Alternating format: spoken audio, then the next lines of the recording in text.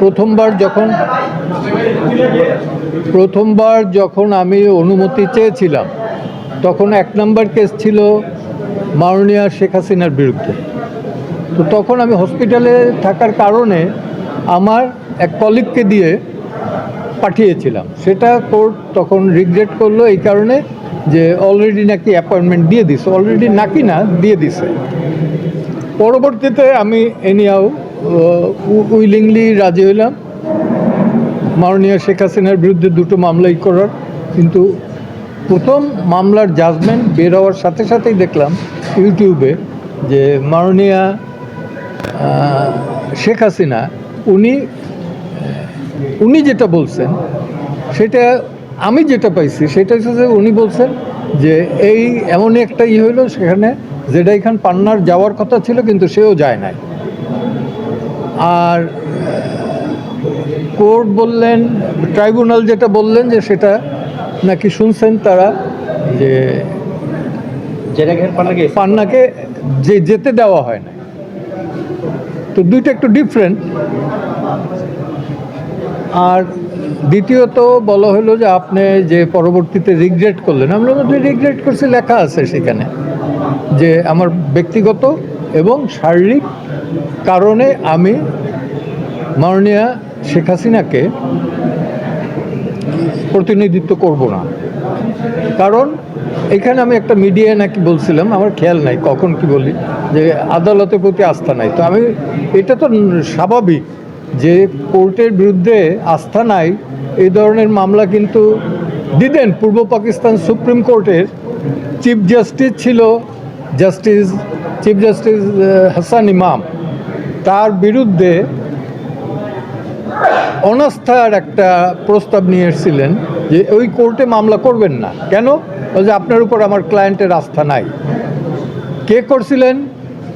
বাংলাদেশের প্রথম attorney general মরহুম এম.এস খন্দকার, সাবেক অ্যাটর্নি জেনারেল এ মোহাম্মদ আলীর পিতা, এবং উনি বাংলাদেশের প্রথম অ্যাটর্নি জেনারেল ছিলেন সম্ভবত এটা 1964-এরই। ডিএলআরএ বা পাকিস্তান ল রিপোর্ট জার্নাল এগুলোতে পাবেন আপনারা। সেখানে সেই মামলায় একটু বড় হয়ে যাইতেছে, এই প্রসঙ্গটা থাক। হ্যাঁ হ্যাঁ, এরা কারা? এরা একদিকে আমি তো বলছি, হ্যাঁ কোর্টে বলছি যে আমার যে পজিশনটা হলো একদিকে এই প্রসিকিউশনের দেখাই বলছে যে ওনাদের বাহিনী, এবং আরেকদিকে হলো যে আওয়ামী লীগের যে সাপোর্টার, তাদের দুই দিকের যে উক্তি, তার তো আমি স্যান্ডউইচ হয়ে গেছি। ভয় পাওয়ার প্রশ্ন নাই। একটা বিষয় সেটা হচ্ছে না না না না, বারবার তো অবস্থান পরিবর্তন করি না। আরো কয়েকবার বলো, উদাহরণ দাও, বারবার যে বললাম।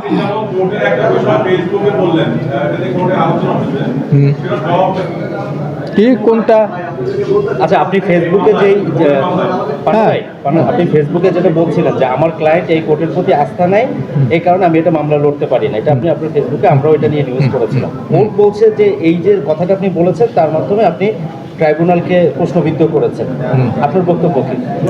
আমার বক্তব্য, ট্রাইব্যুনাল কতটুকু, ট্রাইব্যুনাল না, টোটাল বিচার ব্যবস্থা এটা কতখানি আস্থায় আছে কি না আছে এর সবচেয়ে বড় সাক্ষী আপনারা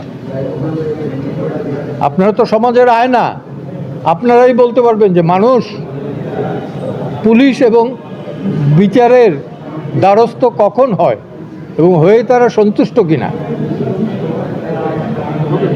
স্যার একটা বিষয় সেটা হচ্ছে শেখ হাসিনার মামলায় আপনার ক্লায়েন্টের আস্থা নেই বলে আপনার আস্থা নেই। না না না না, no no no no, this is not the same thing. আদালত কি বলছে এটা আদালতের বিষয়, আদালত যেভাবে বুঝছে। আবার ফজলুর রহমানের হয়ে আপনি এই আদালতে আবার মামলায় তার পক্ষে আসতে চান? হ্যাঁ হ্যাঁ, আসতে চাই। হয়ে গেল না, একই কোর্টে আপনার একবার আস্থা আছে। এইখানে